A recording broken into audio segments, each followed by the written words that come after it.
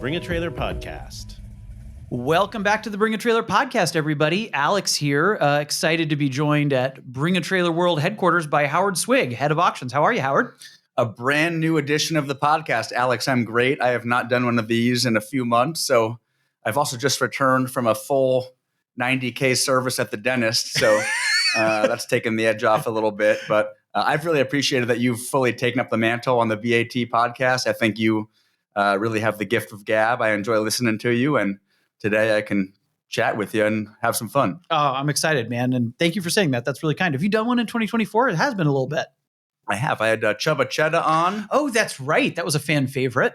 But man, the months go by, Alex. It's actually quite frightening. Yeah, you're not a kid anymore, Howard. Neither of us are. You've been on the East Coast for quite some time. I think the last time I saw you was when I was in New York. Yeah, quite some time, a few months. I was back here in January and back for a few weeks. I'm doing a car event next week, the California Mille. We can chat about that. You were just down in Phoenix last weekend at our Alumni Gathering there, which I sadly had to miss, but that looked like a huge success. Huge turnout, maybe the record number of cars at any Alumni Gathering ever. 400? Yeah, do you remember the one we did in Seattle a couple of years ago where there was beautiful weather and like way more cars showed up than we thought? We had to like move the barriers and close down the streets. It was a very similar vibe. Like we were bleeding into other businesses' territory and the weather was gorgeous. So very similar. Yeah, probably at least 300 or 400 cars, like twice what we expected. Killer. I don't know what staff was working the BaT Instagram stories, but they were nailing it. I was eagerly following along and it looked killer. Everyone was asking about you, man. You and Randy and Zach, everyone always wants to talk to you guys. Oh man. Yellow Enzo, is that there parked out front? Yellow Enzo right up front by the tent, which was great. A bunch of NSXs, a really wide variety of cars. And then of course it was held at the facility of one of our power sellers, maybe number 2, 911R, Matt Crandall is the name behind that one. He's been on the podcast before, and his facilities are awesome. Have you seen those? I have not. I mean, he was a power seller with just a single location in Oregon, and he opened the Scottsdale one, and I imagine he has a whole staff there that's doing service and recon and all sorts of stuff. You had a front review to that last week. Yeah, him and his wife largely was awesome. I think I'd met his wife briefly before at a Porsche event, but they're doing a lot of it, and they had some family members there, cousins and children helping out. And they've got a couple staffers there, really cool premises and a lot of awesome BaT cars, either that have been on the site recently or that are about to show up, including some that are already sold. I recognize some sold cars in there. They said some folks buy them and then, pay storage fees for a couple of weeks or months. or collect as much free storage as they can before the pay kicks in. Exactly right. So super awesome event. I know you love Scottsdale, so I wish you'd been there. Oh, I do. The Hillstone on East Camelback is one of my all-time favorite places on the face of the earth. There you go. Talk a little bit about your upcoming event. This is your old event, the Cal Mille. Correct. My old man started in 1991, and it was a kind of Swig family homespun deal up and through 2020, at which point we transitioned the ownership and running of it to Haggerty, which was honestly great because we don't have to deal with any of the headache of organizing and running and managing a moving circus of 80 cars and 160 people with sponsors and meals and all that sort of stuff. So we kind of get to go as the, honored guests, as it were, without any of the shrapnel of dealing with event management and organization. So it's been great. So we transitioned it to Haggerty 3 years ago. They do a great job running it. They've been a little more creative with starting locations. We always started at the Fairmont Hotel in San Francisco, and with a few exceptions, always had a route that was focused on Northern California. We'd occasionally go to Tahoe and bum around there, but Haggerty has started it in Southern California. This will be the second year. This starts at Torrey Pines, which will be neat for the old school aficionados out there. You may remember that SCCA ran events at Torrey Pines in the 50s and 60s. Did. So that part of California definitely has its own automotive heritage and motorsports in a big way. But it kicks off in Torrey Pines on Sunday evening. I don't know the route. Me and my brother used to, and my dad before us would lay out the route every year and take 4 or 5 weekends and a yellow legal pad and drive around and do the notations and figure out where we were going and how we were going to string it all together. So we're not involved with that anymore, but Haggerty has 1 or 2 guys dedicated to that. They do a great job, I have to say. The route notes are killer, nearly idiot proof, which is kind of the point. And I think we set out from San Diego and head to the area of Palm Springs, couple nights there and make our way over to Southern California, kind of Malibu, Thousand Oaks area. But I don't actually know the exact route. So I kind of like going in with a bit of an air of mystery, not knowing what's behind every door. Oh man, I'm excited for you. It's gorgeous in California right now, so it's a good time. It's all green from all the rain we've had, at least out on the coast. It's not going to be green in Palm Springs. No, it's great getting the kind of the true participant experience, having done it so long as kind of the event organizer, where everyone's coming up to you, asking you questions. If there's problems, if there's road closures, every day and every night, you're kind of stressing out about getting through the next day, kind of trouble free. So that'll be fun. I'm going with my brother. We are driving a car that has been sitting up on our top rack for the better part of 10 years, which is a 1953 Alfa Romeo 1900 coupe with a Pininfarina steel body on it. So a very attractive, elegant looking car.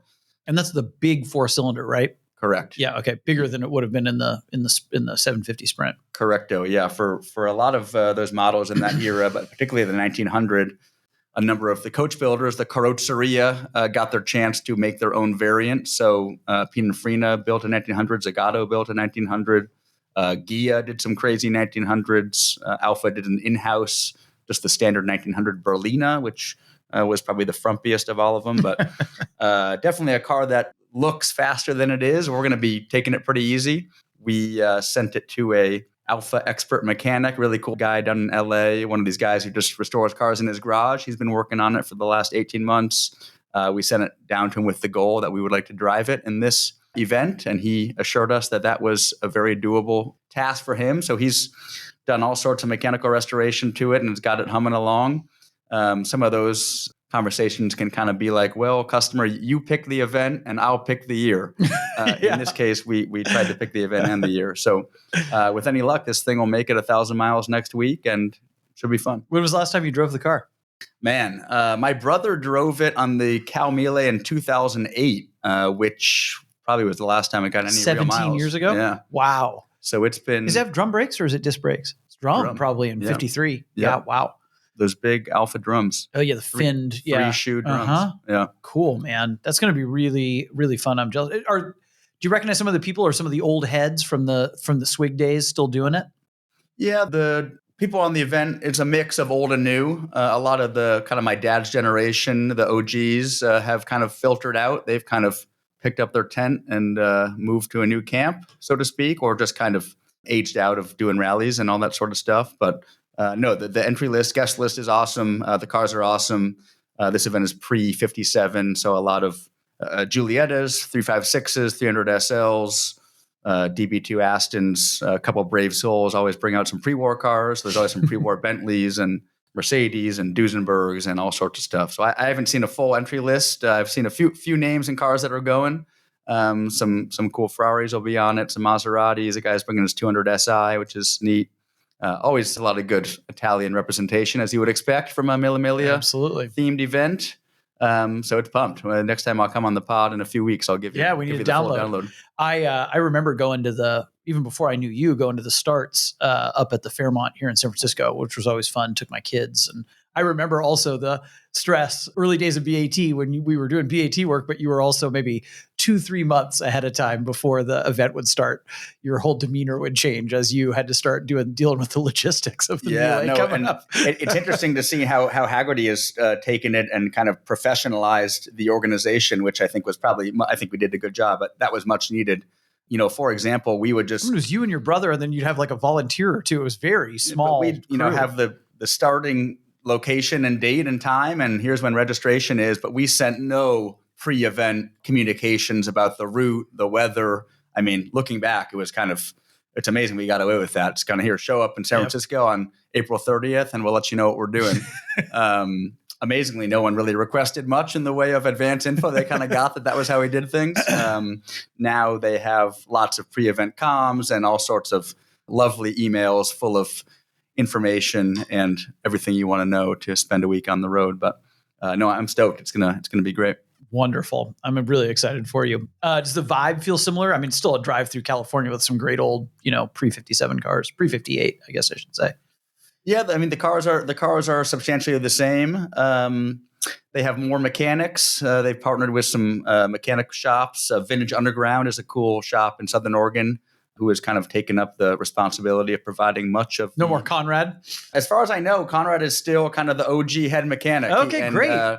Interestingly, Conrad this year will be the only person on the event. My mother is not going. She would be the other person who has been on every single Cal Mille since the first one. No kidding. So Conrad has that very special distinction. I'm sure most of the people now in the event do not realize that, but I will make it a point to mention that because I think it's a pretty cool little fact. Love that guy. Yeah. Oh, man. Is it about the same number of cars? What is it, 50? Yeah, 65, 70. Okay. Yeah.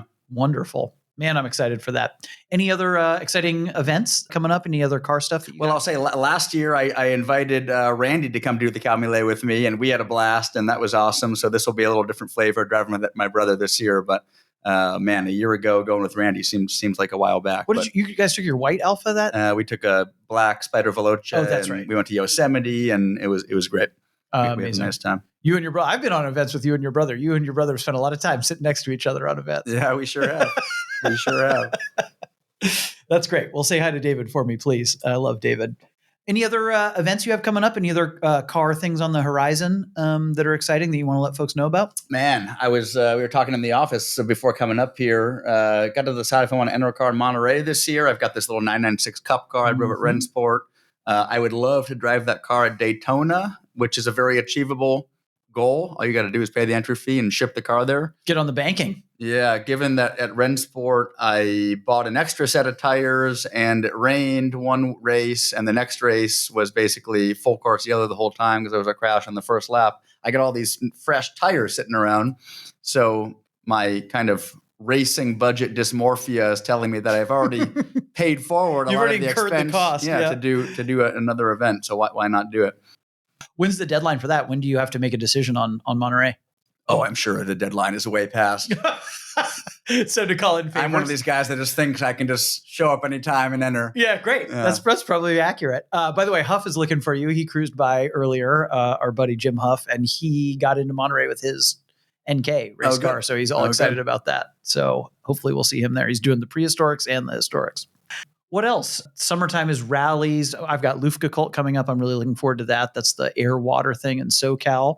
You're talking about maybe making an appearance, which I hope you do. Anytime in LA with Howard Swig is fun. No, yeah, I'm going to wake up in Thousand Oaks next Friday morning and got to figure out what I'm doing. Yeah. So maybe we can go to Craig's for dinner or have a nice little LA high-end meal. Musso and Frank's. Last time I stayed at this hotel where I'm staying, I think I told you John Hamm was sitting right next to us. So maybe rub elbows with the celebs in a fancy cocktail bar.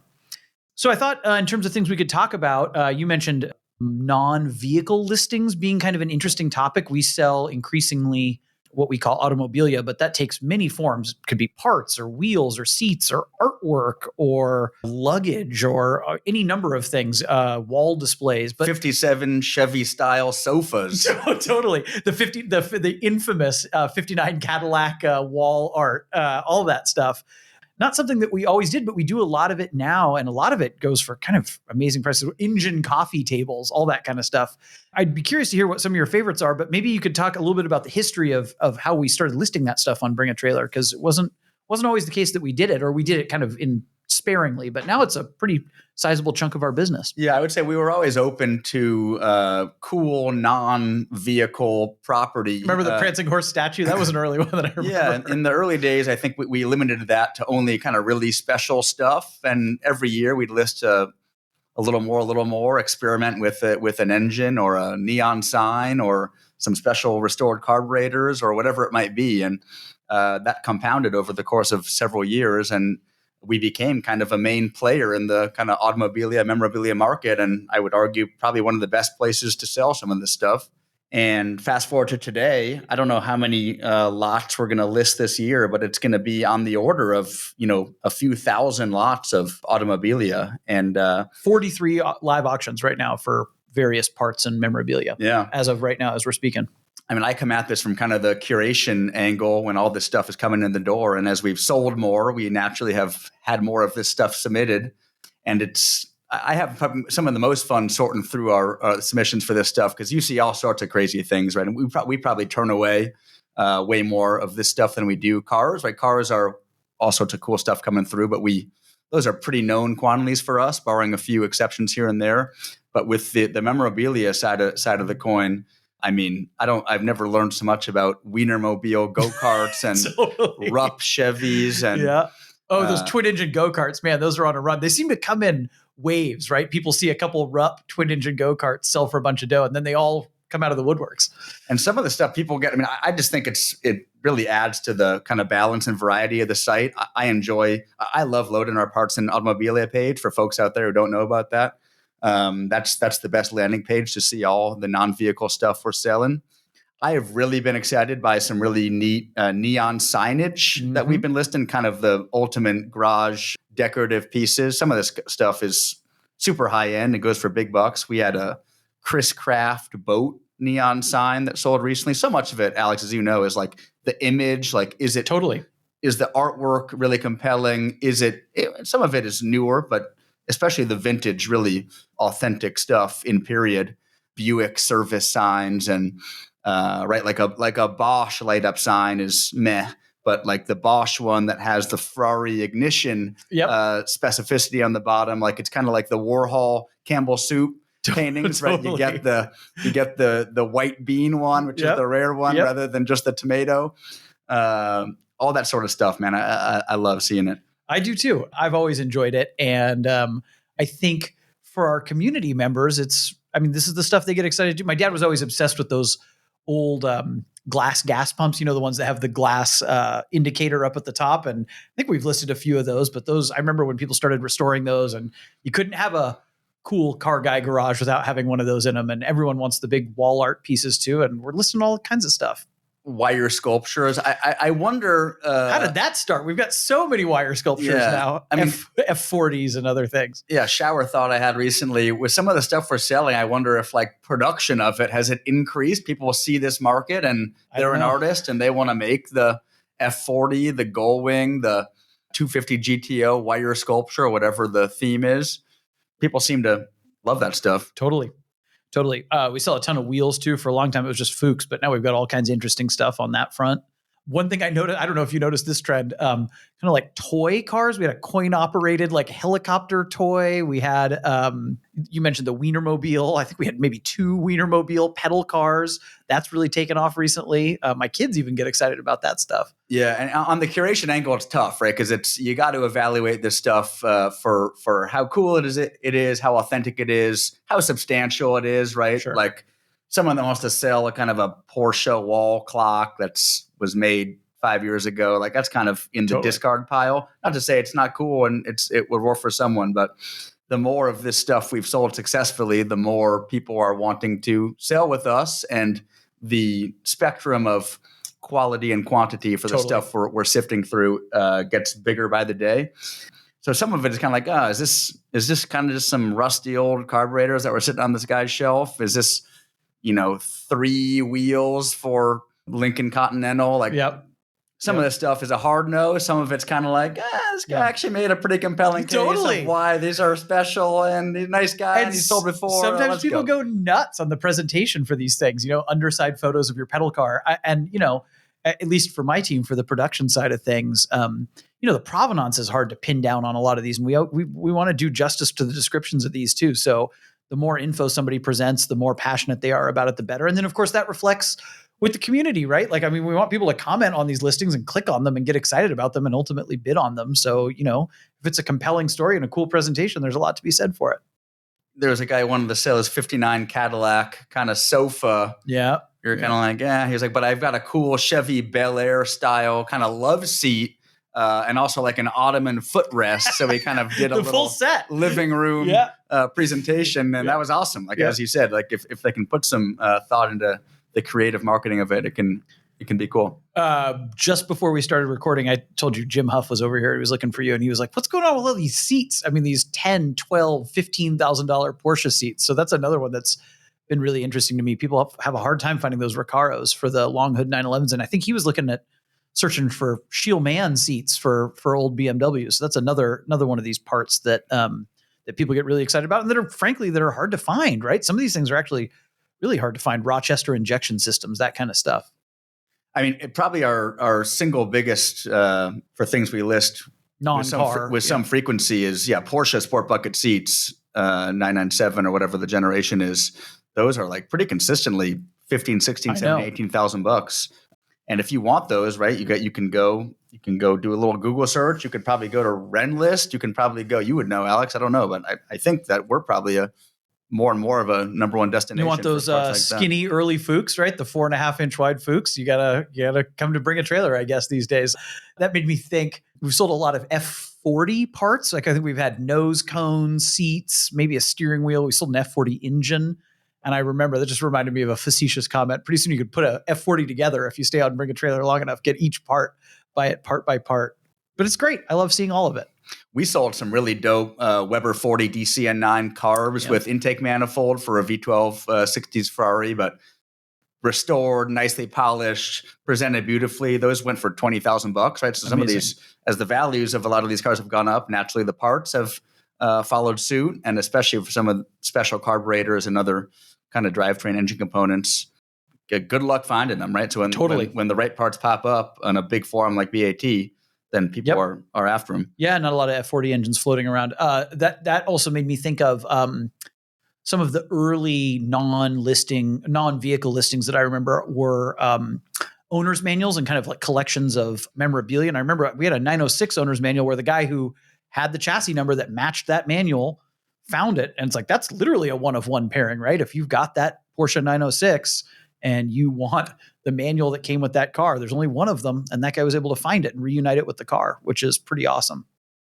What else, Alex? It's we've been on phone calls, Zoom calls, but it's good to connect with you one-on-one, given everything we got going through. It's good to see you face-to-face. It brings some energy to the office. It's nice. I see you I see you in person about once every 10,000 lots we sell. So we gotta improve on that. That's our cadence. No, it is good to have you back here. Is it good to be back in California? It's great to be back. Yeah, I'm loving it. I got the good weather.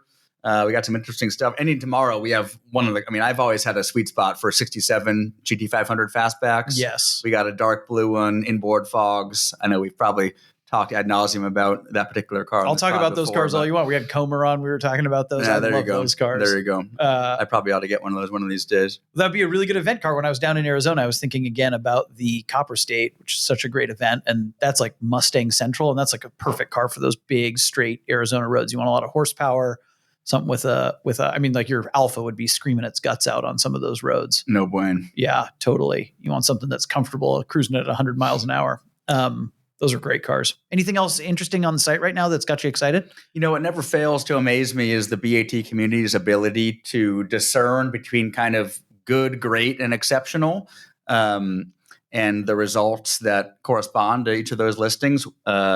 We had an original owner, 1980, 82, 911 SC Coupe. Oh, yes. Minerva Blue. That was a local car that sold for like $120,000, which kind of, when you're sifting through results, that kind of jumps off the page. And then you dive into it, and it was like the one, right? One owner, guy spent a bunch of time and money getting it ready for sale. Super honest, original car, pretty rare color. California blue plates. I saw that car. The whole deal. Our boy Back, shout out Back, was downstairs getting worked up about that event, about that result. I bet he was.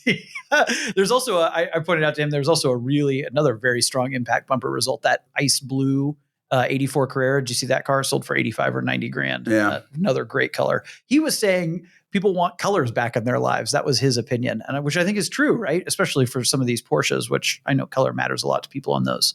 But everything's grayscale now, so it's nice. I mean, that Minerva Blue looks awesome on that old SC. Yeah, that was a big result for an awesome car. I've been surprised at kind of just the resiliency of certain models and markets, like mid to late 70s Eldorados and Continentals. Like, man, I don't know where that market was 10 years ago, but people love those things. And we've sold some really nice ones for big bucks. And I don't personally have a circle of car friends that are driving around in 76 Eldo convertibles, but you know what? There's a whole bunch of people out there that are, and they care a lot. And we seem to get a lot of the good ones that are moving through. So yeah, 79 Eldorado Vert Brome edition. I mean, my knowledge base of that stuff is beyond what I ever could have dreamed. I don't know if that's good or bad. My knowledge base is limited, but I'll tell you, after being in Scottsdale, I'd cruise around in one of those cars, or in Palm Springs. That's about right. Put the top down. My daughter and I rented a modern BMW convertible when we were down in Arizona, and in those warm nights, man, putting the top down, there's nothing like it. You don't need to go fast. It's fine to just cruise around with a big land yacht. I'd be down for that. My dad was always into 50s caddies. We had a Series 62 convertible. What was that? What would that be? 57? Yes, that's about right. Yeah. But they had an LS2 engine in it. Whoa. Yeah, you may have missed that. Well, this is a kind of modern motor swap that sold for almost $200,000. But that was cool because, I mean, the work involved to make that happen is substantial. And there's some amount of imagination that whoever dreamt up the idea of having that car and putting that motor in it, then hundreds of thousands of people see that and bring a trailer and say, oh, yeah, actually, that is cool. I wish I had thought of that. And you know what? You don't have to build it. You can just buy it already done. That was an American favorite of mine. Did he have he had a lot of 50s caddies, your dad? He had a few over the years. He was into the early cars that ran in Le Mans. Yeah. Cunningham, right? Cunningham ran the Cadillac. The 50 Cadillac. Yep. We had a couple 50 caddies. So early cars. Did you ever have a 59 with the big, huge fins? Yeah, he had some of those too throughout the years. Yeah, some Verts and that and Chrysler 300s and all that sort of stuff. Letter series cars are doing it for me recently. I'm getting old and packing on weight in the midsection, Howard. I'm ready for a letter series Chrysler. Randy's car really converted me on those, but I like the later ones with the big cross ram wedge in them. We've had a couple of those. We actually had a really good result on a 300G convertible, black, sold for like 120 grand or something. 300G convertibles. We can hear the audience falling asleep. I know. Sorry. We can move on to something else, but I do love those cars. Hey, why do you think I want to drive this 1900 next week? It's kind of like the Italian version of driving a 57 Thunderbird down the road. Comfortable cruiser. Nothing too exciting is going to happen, and I don't need it to. Something to be said for that. Enjoy your time driving down the road. We don't want to put people to sleep, so let's pivot one more time. I have one more exercise for you that I wanted to kind of hit you with. We can make it a lightning round if we want, but it's been suggested to me a couple times that folks would love to hear us answer the question of the week, which we post once a week to the website, and it usually gets, amongst our most traction for non-auction posts. We have a lot of interesting ones. Our community engagement team puts those up on the website. And I wrote a couple down here. I didn't prep you for this at all. Can I run through a few of these and see what I have to admit, I don't really look at our question of the week, but I know a lot of people do. So this will be extra great admission. Cold open for me. Great admission. And also, this is a safe space, right? It is a safe space. Yeah. And then also, we really get a fresh take from you here. Let's see. Where should I start? Well, let's start with a soft one. A couple of weeks ago, we had, what's your favorite JDM vehicle? And you and your brother, you don't always talk about JDM cars, but you and your brother, especially I think your brother, have an interest in those cars. Are there things that pop to your brain, when I say JDM that particularly interest you or excite you? Well, we do. We have a long history of being kind of a Japanese car family. My dad was a dealer for Toyota and Isuzu. You were cruising around in an SVX the first time I met you. You had that silver Subaru SVX. We had the SVX. We've got a couple of Datsun 510s. So we've got a very cool 75 Celica RA28. So not necessarily a Swiss market car, but I have to say, been hanging around Zach for a few years. He's piqued my interest in Skylines and stuff of that ilk. So if you ask me right now, I would say that like a NER spec Skyline is up there for me. Have you ever driven any of those? I have not. Have you ever driven one of the old ones, like a Hakasuka or anything? But I drove a lot of Gran Turismo 1 and 2 back in the day. Yeah, that's where everyone got hooked on those things. That was the first place I heard about a Skyline, was on Gran Turismo. I think like a lot of people our age. Okay, that's good. That was a softball, Howard. I'll get into the weirder stuff. One of the ones recently that got me thinking, and I meant to ask one of our guests that we had on recently about this. What's the coolest car key that you can think of, like an ignition key? That got my brain turning when I saw that. And I immediately thought of the Porsche 917 key, which is drilled for lightness. They drilled through the top of the fob. I used to work on cars, so I've seen a bunch of weirdo keys. But is there anything that comes to your brain when you hear me say that? What comes to my brain is a short story, if you'll allow me to tell it. That's what we're here for. We were at the Ypsilanti, Michigan, like the Arcane Car Show, a summer show for a bunch of kind of... Who's we? This is you and your old man? Me and my old man. This is maybe circa 2008, 2009. He had just bought a 49 Hudson Commodore. All right. It was on... That's in keeping with all the stories you've been telling. Grassy field. In Ypsilanti, Michigan, there is the Hudson Museum. I don't know if it's still there or not. I imagine it probably is. We were sitting there, lawn chairs, whatever. The key had fallen out of my dad's pocket to the car, and there was some very tall grass, and we couldn't find it. He felt like an idiot. Yep. So what are we going to do? We don't have the key to our 49 Hudson. So he kind of knows the guy that runs the Hudson Museum. Of course he does. Some old guy, 90 years old, is sitting there. and tell him our problem. He says, "Oh, well, some of those Commodore keys, like there was some level of similarity. Like it's not just 1-to-1." So I got a whole box of keys, and my dad said, "Great, Howard, why don't you go through the box and try to match up ones that look similar and bring out 10 or 15 to the car. We'll see if they worked." And one of them worked. Started the car. Yeah, and we drove back to California in it. That's fantastic. Not so great for 50s Hudson security, but I mean, what are the odds, man? I couldn't believe it. You drove that car back to California after that? Yeah. Ypsilanti that's where Willow Run is, right? The huge. Correct. Yeah. Okay. That's what I thought. Correct. Cool. Man, that sounds like a fun trip and a fun thing. I also love Hudsons. I, again, don't want to put people to sleep, but I love Hudsons. No, the key itself was not very exciting, but having located a spare Hudson Commodore key kind of on demand within an hour or two, I thought was a pretty good story. That is a great story. It reminds me, that actually jogged my memory for the worst key loss story I had. When I was in high school, my dad bought a C36 AMG, the very first American. It was that boxy C class, the first C class, and it had a big honkin' straight six, I think 3.6 liter. A great car. I loved that car. We had a 500E at the same time, and I actually remember enjoying the C36 more. Anyway, I took a bunch of buddies down to the LA Auto Show, which used to be a big thing to see all the cars debut. I was probably a junior or a senior. No, I was a freshman in college. So this is like 2002. And as a 19-year-old, you want to sit in all the cars. That's the reason you go, right? Sit in all the new models. And at some point, the key to the C-Class, which I took my buddies down in, fell out. Never going to find it again. So we're stuck in LA. I had a buddy who was going to UCLA come pick us up, and we sat in his dorm room while a very patient friend of ours drove from San Luis Obispo down to LA to bring the spare key down to us. Not a great moment for me, but a good friend. Wow. I should reach out to that guy and thank him again. What were some of the crazy answers from the BaT audience on that question? I have it pulled up right here. The feature photo is the Volkswagen Key VW in the fob. They've got some Jaguar stuff. The winner was Alfa Zagato 60s Jaguar Key. It's got kind of a flying wing setup at the top. I think a lot of people like the keys that have kind of elaborate shapes to them, fancy shapes. Yeah, the key itself is almost like a piece of jewelry. Totally. I remember a car that's on the site that I really like is the Vetro Racina 308 GTB. I love 308 GTBs, and the fiberglass cars are kind of the ultimate. And a 308, I don't know if you've ever driven one. They have a little tiny key. It's like a valet, just even smaller than a valet key that opens the door and turns on the ignition. You feel like you're going to break it when you're turning it in the locks. Can I hit you with a few more of these? Let's go. All right. I'm going to work into the weirder stuff. How about comfiest vehicle you've ever sat in?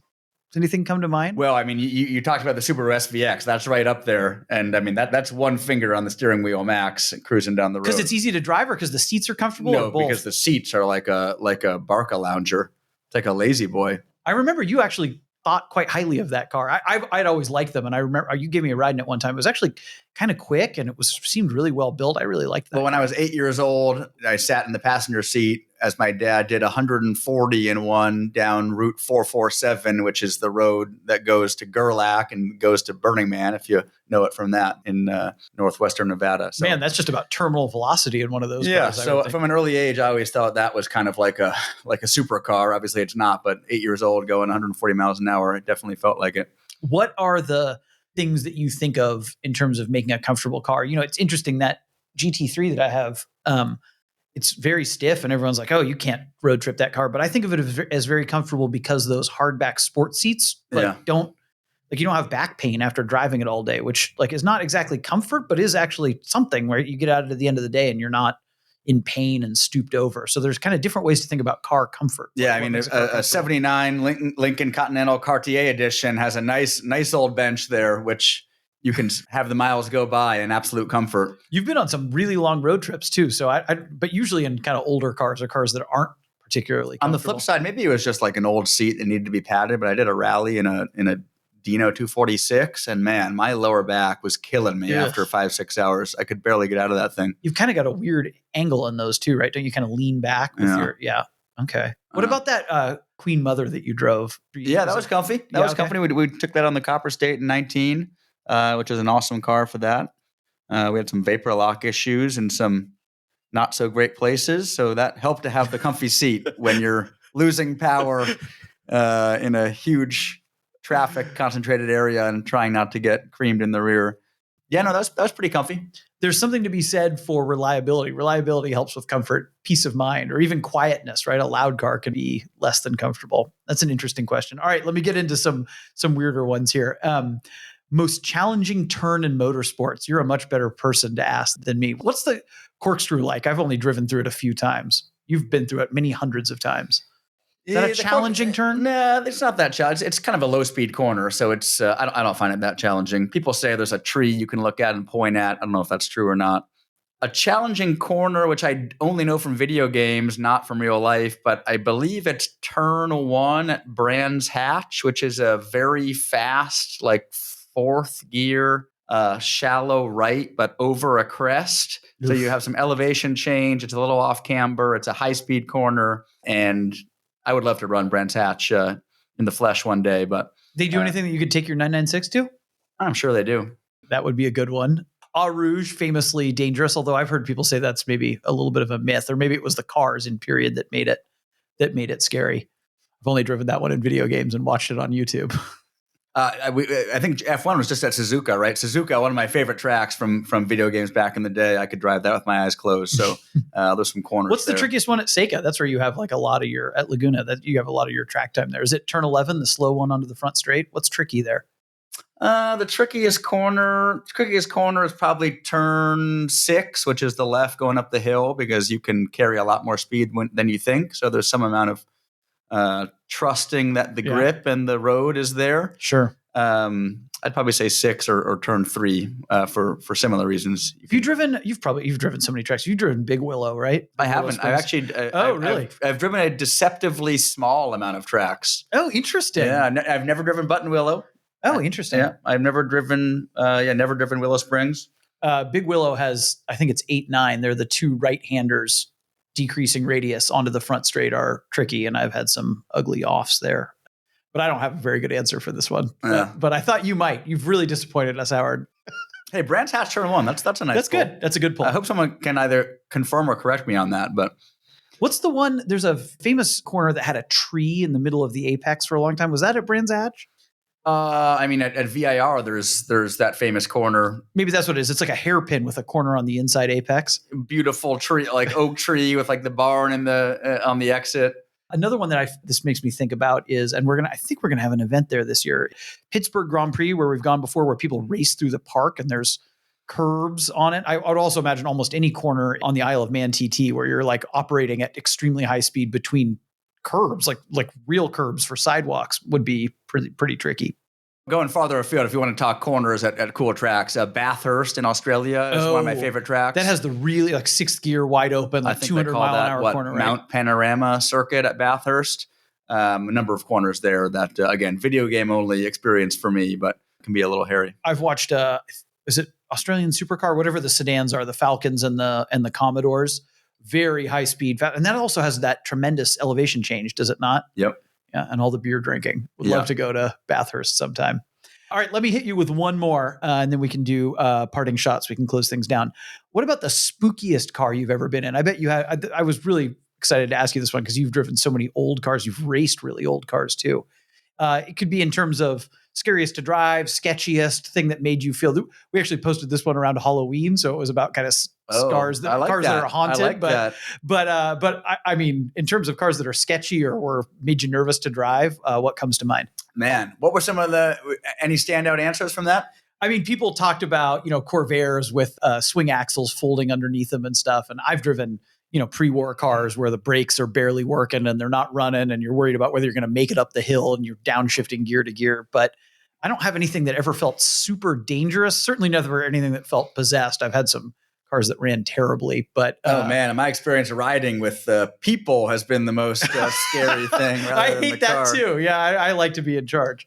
Maybe driving like an old pre-war Bentley with a crash box and you're going down a twisty road and being able to shift gears properly can be quite challenging and require a large amount of skill and finesse. And if you're going down a big hill and you need to get your blower Bentley down a gear and you can't, and it doesn't have very good brakes, that can be somewhat of a harrowing moment. So I don't know how scary that is, but there are some cars that... Depends whether it's your car or not. Yeah, I would say require an extra level of mechanical prowess to it properly. And when you need to do that and you can't, or you can't find the magic in the moment, then you can find yourself maybe in a little bit of trouble. But have you ever driven something with cable brakes before, with mechanical brakes? no, never. No, me neither. Like an old Bugatti with the outside deal that they're pulling. Yeah. How about anything with non-standard pedal setup, where the clutch, gas, and brake are in different locations? Have you ever driven a Model T or anything like that? Yeah, I mean, a center throttle on some old Alphas and other stuff of that era.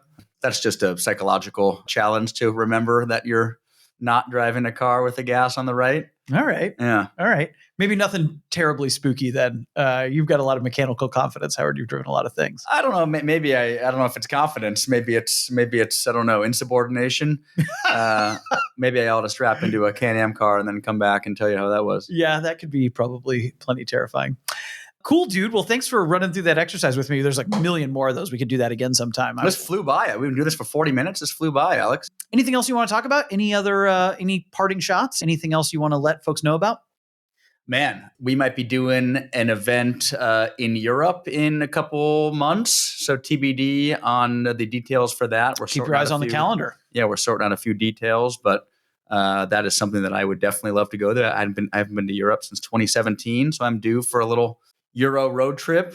Awesome. Maybe something with mechanical brakes, something not comfortable. I was going to try to hit up some cool cars we have coming up that we're going to list or that are alive. I don't know if anything was on your radar. I know you always love a good Vincent Black Shadow motorcycle. We've had some really good Vincents recently. We've got one of those now. We've got some recently. There's been some mixed emotions on the Vector M12 we have. What do you mean by that? I thought people would be excited. It's our first Vector. People have been asking for that. No, Vector is a kind of a polarizing car, I think. Iconoclastic. It is. It truly is. I think that's kind of cool. That's probably the better Vector, right? This is the one that's kind of Lamborghini based.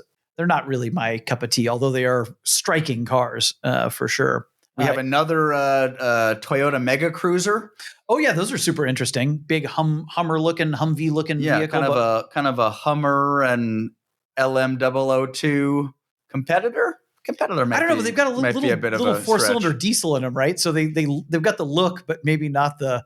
They've got a little dinky four-cylinder in them. Those Mega Cruisers, I think. And then we have a recreation of one of my all-time favorite cars, which is an Alpha 8C 20. That car's great with the two four-cylinders smashed together to make a straight 8. Yeah, this recreation seems like it's pretty true in its proportions and overall kind of look, but 8C Monzas are high on the list for me. Functional supercharger on that, and it's somebody made a joke in that listing. I saw they called it a Pre-Sang. I don't know if that means that this is the company that turned into Persang. I don't think so, because Persang was around in the 70s and 80s, right? You'd have to ask your friends at NHTSA about that. Yeah, okay. Well, let's not dig into that.